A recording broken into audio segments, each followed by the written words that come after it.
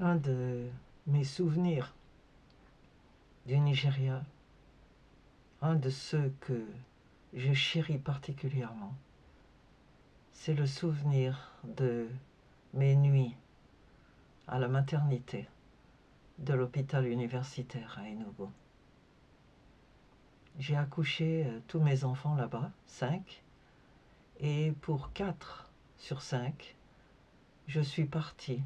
Nous sommes partis de la maison qui était à 70 miles, donc quelque chose comme 80-90 km, en plein milieu de la nuit, 11 heures, minuit, 1 heure. Dès que les premiers signes de la venue du bébé s'annonçaient, on prenait la voiture et on était tous les deux dans la nuit, roulant sur la route. La première fois, c'était sur la petite route. Après ça, c'est devenu l'autoroute qui nous emmenait vers Enugu.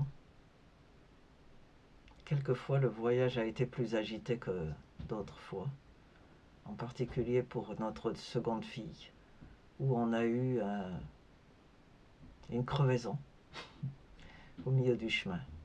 Mais surtout quand on arrivait, cet hôpital était très très grand, vaste, et chaque service se trouvait isolé des autres. Et ils étaient tous reliés par des couloirs extérieurs, juste couverts d'une tôle ondulée pour éviter que les gens soient mouillés. Et quand j'arrivais, il n'y avait pas d'inscription nécessaire parce que j'appartenais au personnel de l'université. Alors dès que j'arrivais, on me mettait sur une chaise roulante et on me poussait tout en bas de l'hôpital vers la maternité. Et je me souviens du silence de la nuit, de cette nuit épaisse, complètement sombre, obscure, éclairée seulement par les fenêtres des différents services. Et quand on arrivait à la maternité, c'était celui qui était le plus actif. Toute la nuit, des femmes arrivaient. Les maris ne pouvaient pas rentrer, alors ils attendaient à l'extérieur et la maman rentrait dans la salle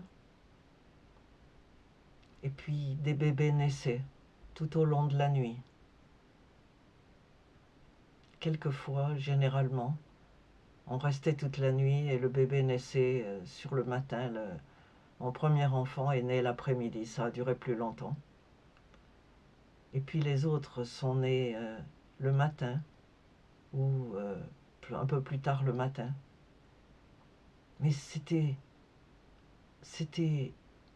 quelque chose de très particulier de voir ce service si actif, si lumineux, au cœur de la nuit, où on rentrait seul et on ressortit à deux. Et ces sages-femmes qui s'agitaient là-bas, s'occupant de l'un et de l'autre, c'était la magie de la naissance.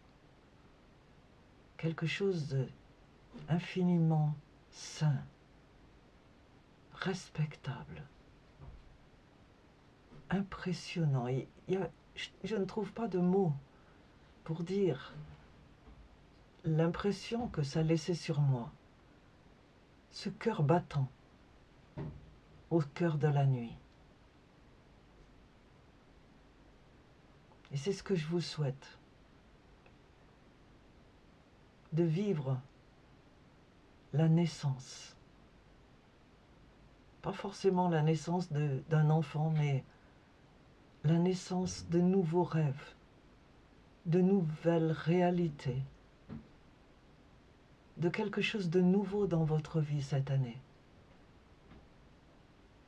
Que Dieu vous touche pour que vous réalisiez comment il est